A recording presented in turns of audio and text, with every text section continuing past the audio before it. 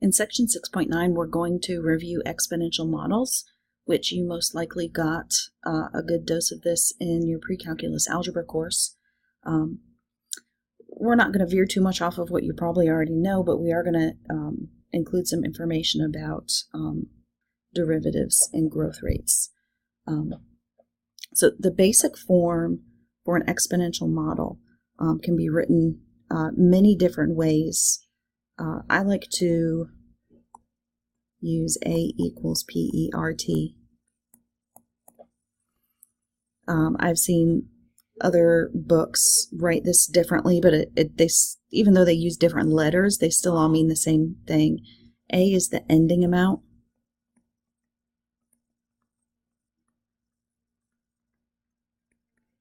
P is the beginning amount.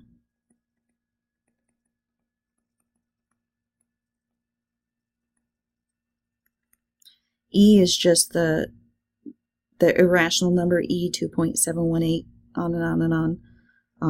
R is the either growth or decay rate.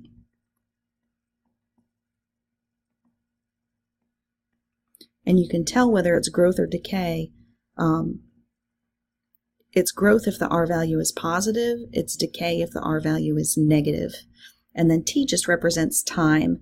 And it doesn't have a specific unit that you have to use. It could be days or minutes or hours or years. Every problem will be a little bit different.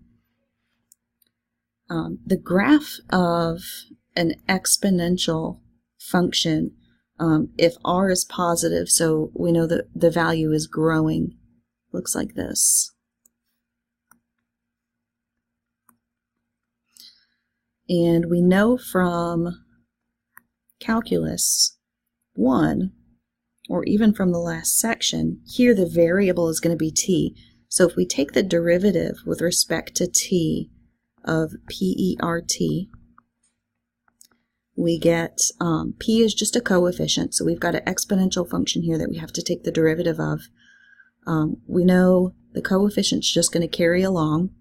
The derivative for exponential is always itself, and then we also have to multiply by the derivative of the exponent, which is r. So we've got PRERT.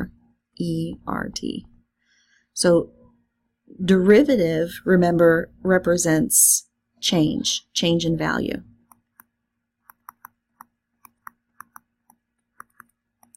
Now it could be an increase in value or it could be a decrease in value. That all depends on whether your R is positive or negative. But if you look at this PRERT for our derivative, we see the same function that we started with in there. If you pull that R out, we've got our PERT. So this is really just R times the original A value, the ending value. And what this tells us is that growth and decay of exponential functions is dependent upon the amount that you have.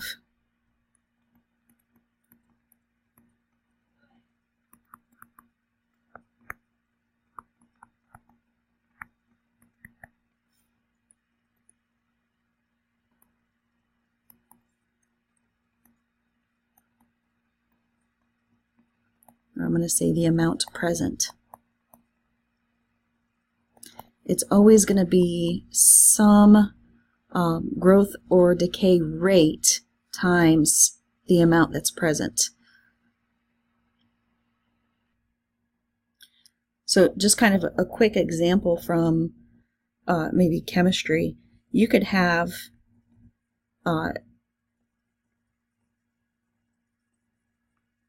two blocks of the same exact material.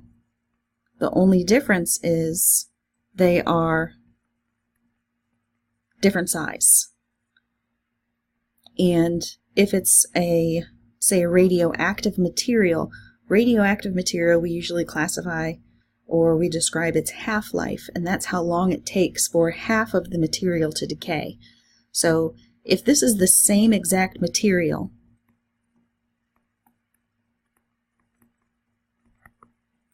but different amounts,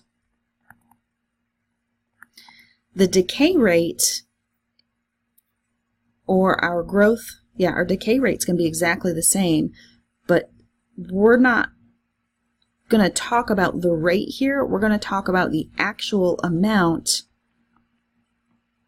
that we lose.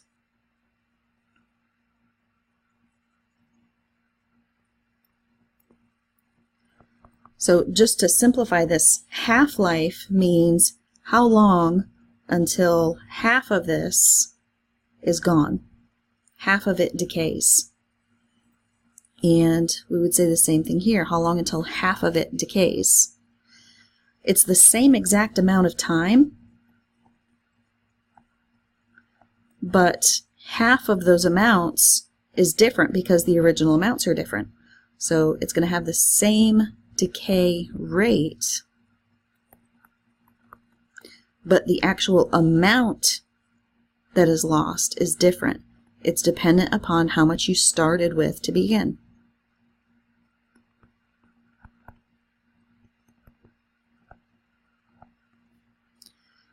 So let's say this one started with 10 grams, and after its half-life, it went down to 5 grams, because half-life describes how long it takes for half of it to decay. This one started off as 4 grams, and after its half-life, it's down to 2 grams. So the first block lost 5 grams in the same exact amount of time that the second block lost 2 grams, and that is because this is exponential decay.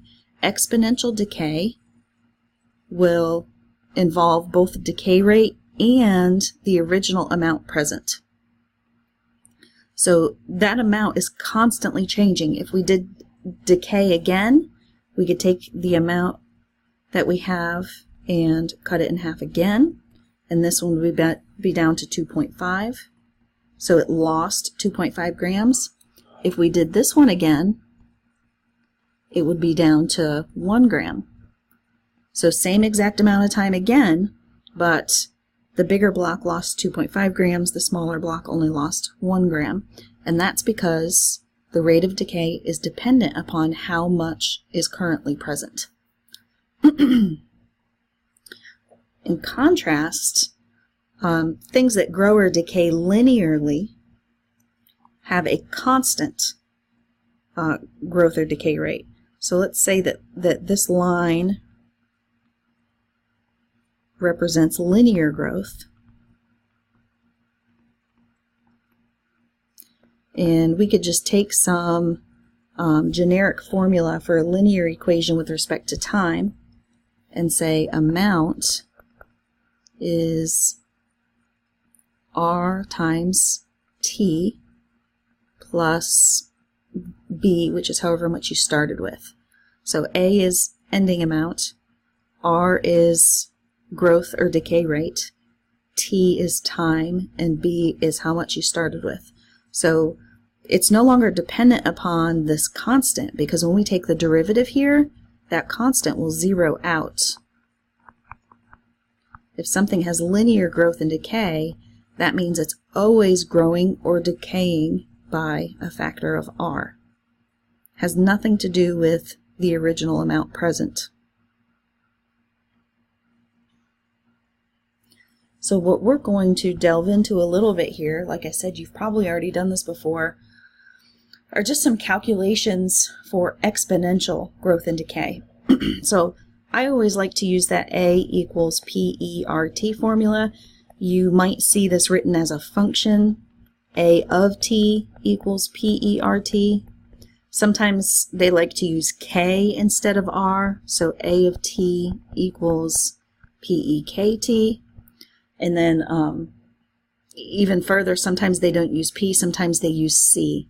So you might also see this as A of t equals CEKT.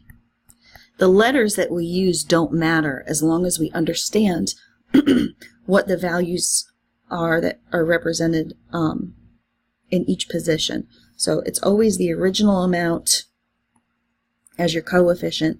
The growth or decay rate is that coefficient we have in the exponent. T is a variable. E is just a number. and the a, whether you write it as a or a function a of t, represents the ending amount.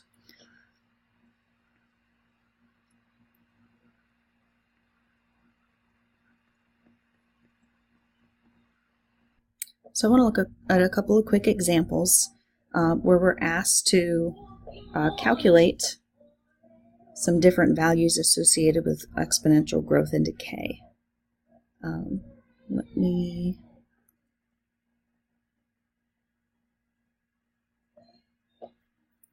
There we go. There's the problem I want to work out. So 2 months ago, you had 3 mice, and now you have 18. Assuming the growth continues like that, what is the K value? How many mice will you have 2 months from now? And how many mice 1 year from now? A couple things I want to point out before we get started with this problem is that we went from 3 mice to 18 mice, so it's growth. So we're expecting the K value or the R value, depending which formula you use, to come out positive. Another thing that might be kind of tricky and a little misleading on this one is that right now you have 18. And how many mice will you have 2 months from now and 1 year from now? So we need to be careful with the time that we use in this problem. So we assume that it's exponential growth. So we're going to say that we're using the formula A equals, I'm going to use K since they specifically asked about K in this problem. It's the same thing as R. People just like to use different letters in different textbooks, but it still represents growth or decay rate.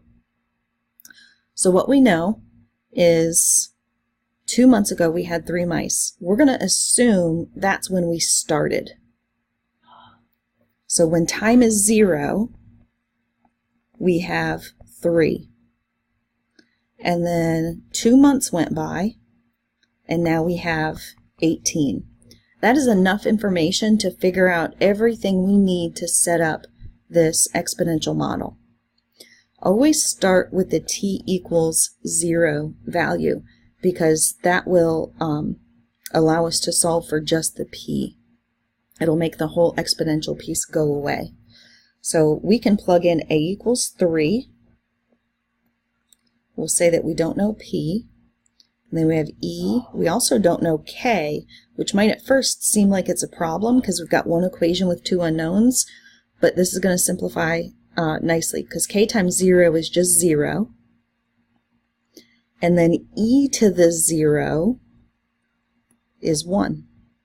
So this really says 3 equals p times 1, or 3 equals p. P is 3. So every time we are able to solve for a value, we're going to go ahead and plug it in. We also have another unknown of k, but we're given a second set of values to plug in. Now that we know that p is 3, we're going to go ahead and plug that in.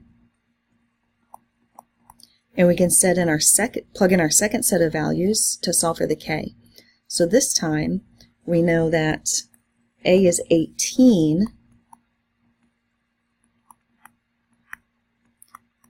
after 2 months.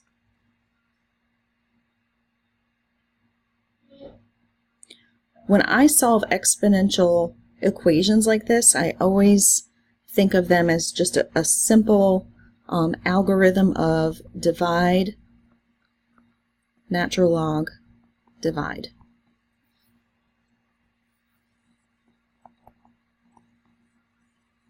We're trying to solve for something in the exponent, so first we need to get the exponential piece by itself, so I'm going to start by dividing. That gives me 6 equals e to the 2k. And then to get that k out of the exponent, what we're going to do is we're going to put a natural log in front of both sides of our equation. And the reason we do that is because natural logs and exponentials are inverse operations, and they cancel each other out.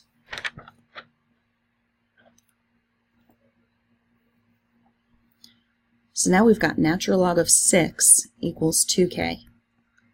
So we started by dividing the 3, and then we applied a natural log so we could get that k out of the exponent. And then our last step to solve for k is to divide one more time. We need to divide that 2 over. It is common to round your k value to 4 decimal places. So our k value is going to be natural log of 6 divided by 2, and we will have to plug that in the calculator to figure it out.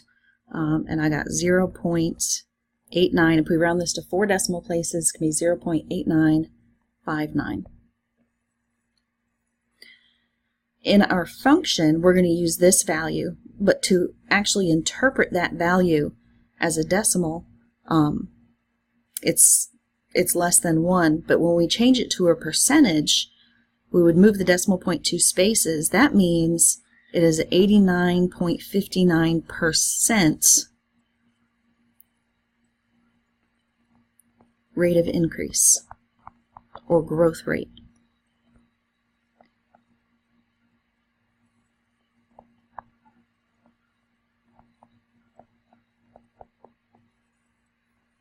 So now we know this was one of the values we were asked for. What is the k value? And now we can answer our other questions. So now we know that the actual model is A equals 3e to the 0.8959t. And now we can use that to predict how many mice we're going to have at any amount, any length of time. So we assumed that the original amount was times 0. The questions were asked were how many mice we'll have 2 months from now. Well, right now we have 18, and that's 2 months out. So 2 months from now would actually mean 4 months from the start of this problem. So 2 months from right now would mean t equals 4. Because in the context of the problem, we're already 2 months out.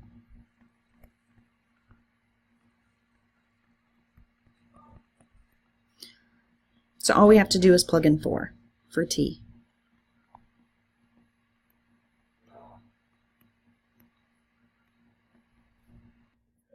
When calculating this value, you need to keep in mind what exactly you're calculating.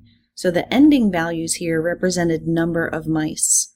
So it would not make any sense for us to answer this question down here with a decimal. It wouldn't be possible for us to have like 0.2 or 0.7 of a mouse. So we just round it to the nearest whole number.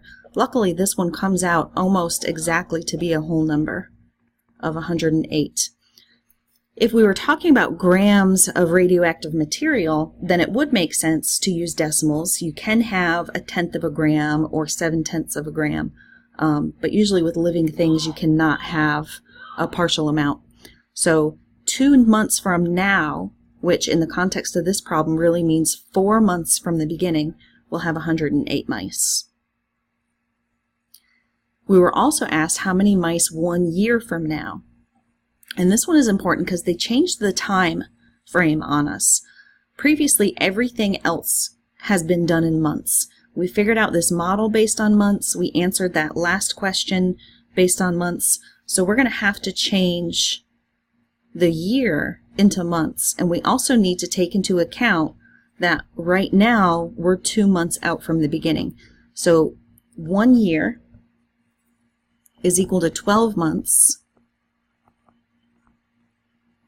And that's from now, which is already 2 months out. So we're going to be using t equals 14 to answer that last question. Once the model is set up, it's really straightforward from there. It's just plugging values in. This value, once you plug it in your calculator, you'll see does come out with a decimal, which we'll just ignore because we can't have 3/10 of a mouse. But it's a huge value. It's 840,046 mice. And that is because this population of mice is growing exponentially. It's not growing linearly. We're not gaining 0.8959 each month. we're gaining 0.8959 based on the current value. So as the population of mice gets bigger, the amount that we have grows quicker and quicker and quicker. So we're going to do one more example, and this one's going to be decay. Radioactive isotopes have different half-lives.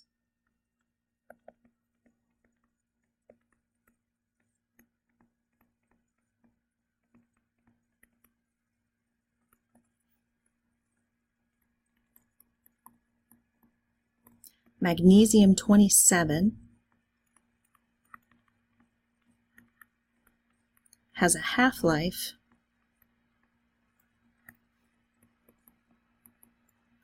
of about 9.5 minutes.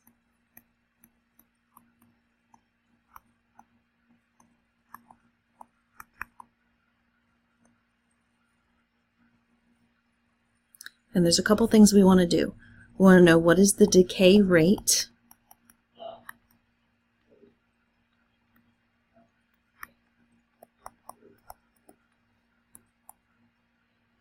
and we're also going to figure out if we've got a 100-gram sample,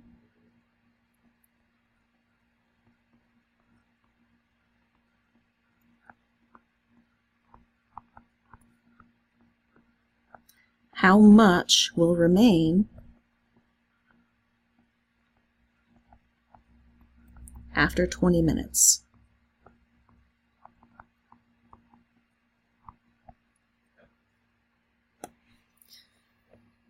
So this one doesn't seem to give us quite as much information as the last problem did. What we know here is half-life of 9.5 minutes. It's still exponential growth and decay. This one specifically tells us it's decay. What that tells me is that my K value is going to come out negative. Since it's a decay problem, we expect a negative K value. We still use the same exact formula, A equals PEKT. And what we're told, half-life is how long it takes for half of the material to decay.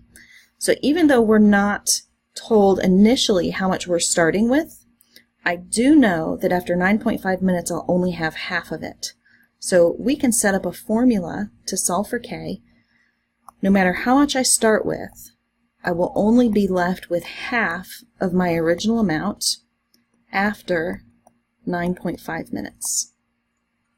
So in this problem, minutes are being used for our time increment, and no matter how much I start with, I'll have half left.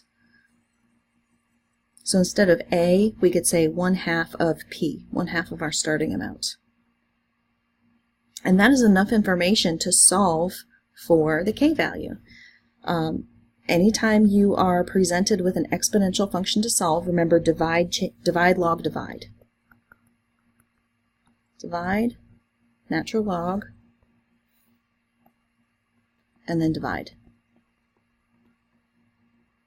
So the first thing we need to do is get that exponential piece by itself. So I'm going to divide over the P, and it cancels them from both sides. And we're left with 1/2 equals e to the 9.5k. Now to get the k out of the exponent, we need to take the natural log of both sides.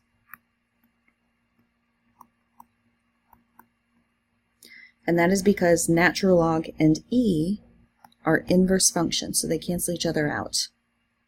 So now we have the natural log of 1/2 equals 9.5k, and our last step is to divide over the 9.5. And this we just have to calculate in our calculator. We have to ask it what's natural log of 1/2 and then divide that value by 9.5. And we are expecting this to come out negative since we were told that it was a half-life, which is decay. And that calculation gives me negative 0.07. If we round this to 4 decimal places, it's going to be 30. That is the k value we're going to use in our exponential equation to answer our second question. You could also convert this to a percentage so that you can actually explain to somebody what exactly this means. So if we changed it to a percentage, it means 3% decay rate. We don't need to put the negative on there because that's what decay means, is that it's negative. So our magnesium-27 is decaying at a rate of about 7.3% per minute.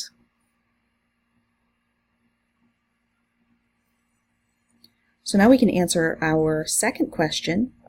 We're specifically told that we have a 100-gram sample, so that's our starting value. We can plug that in for P, and we just calculated our decay rate. So we can plug that in for K. And we want to know how much of our magnesium-27 will be left in 20 minutes.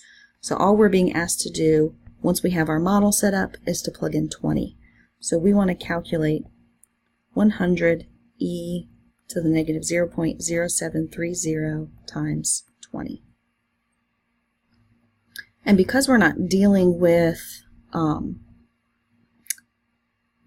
any sort of life here, it's not counting mice or bacteria or germs or anything like that, it does make perfect sense to have a decimal answer. We can have tenths or hundredths of a gram, and when I calculate this I get 23.22 grams remaining after 20 minutes.